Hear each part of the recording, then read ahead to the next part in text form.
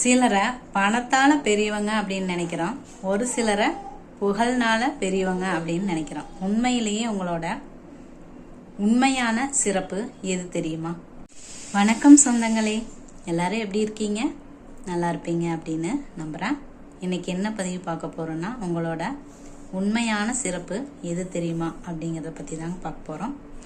இது எதுக்காக அப்படின்னா, இந்த விஷயங்களை நீங்க தெரிஞ்சுக்கிட்டீங்க அப்படிங்கன்னா உங்களோட மதிப்பு எப்பவுமே குறையாதுங்க. அதுக்காகத்தான் ஒரு சிலரை பணத்தை வச்சு மதிப்பிடுவோம், ஒரு சிலரை புகழை வச்சு மதிப்பிடுவோம். ஆனா இதையெல்லாம் விட உண்மையான சிறப்பு எது தெரியுங்களா?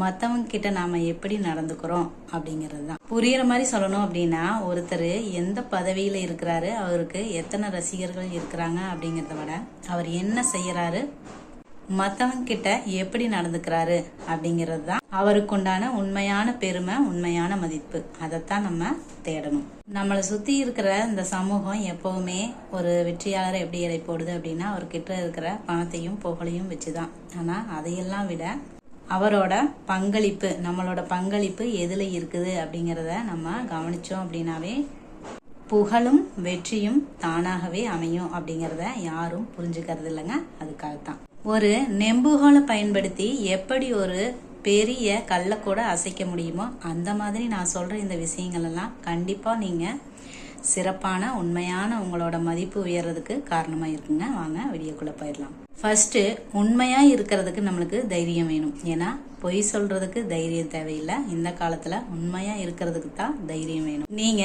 தனிப்பட்ட முறையில முன்னேறதுக்கு இந்த உண்மை உங்களுக்கு ஊக்கம் கொடுக்குங்க.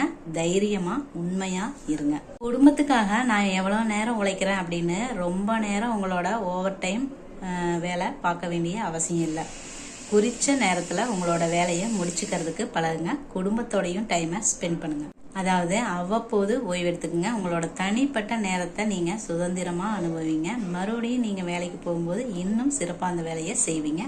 ஒவ்வொருத்தர்கிட்ட பழகும் போதும் நீங்க அவங்களோட நிறைய பாராட்ட பழகுங்க. ஏன்னா என்னைக்காவது ஒரு நாள் நீங்க அவங்களோட குறைய சொல்லும் போது கோவப்பட மாட்டாங்க, நீங்க சொல்றத புரிஞ்சுக்குவாங்க. உதாரணமா சொல்லணும் அப்படின்னா, ஒருத்தர் சோகமா இருக்கிறாரு அப்படிங்கிறது உங்களுக்கு புரிஞ்சுது அப்படின்னா, வாங்க ஒரு காபி சாப்பிட்டு வரலாம் அப்படின்னு கூட்டிட்டு போங்க. அதாவது உங்க கூட இருக்கிறவங்கள போட்டியா நினைக்காம அவங்களையும் உங்க கூட சேர்த்துக்குங்க. தான் செய்யற வேலை தான் பெருசு அப்படின்னு ஒரு உணர்வு இல்லாம மற்றவங்களோட உணர்வுகளையும் நீங்க புரிஞ்சுக்கும் போது உங்களுக்கு மற்றவங்களும் உதவி செய்யறதுக்கு முன் வருவாங்க. புதுசா எதையுமே கத்துக்கணும் அப்படிங்கிற ஒரு ஆர்வத்தோடயே இருங்க. உங்களுக்கு தெரிஞ்சதை மற்றவங்களுக்கும் சொல்லிக் கொடுங்க. அப்படி சொல்லிக் கொடுக்கறது மூலமா உங்களோட புகழும் அதிகரிக்கும். ஓகே ஃப்ரெண்ட்ஸ், நான் சொன்ன இந்த விஷயங்களையெல்லாம் நீங்கள் மனசில் வச்சுட்டீங்க அப்படின்னாவே உங்களோட உண்மையான சிறப்பு என்ன அப்படிங்கிறது மற்றவங்களுக்கு புரியும்.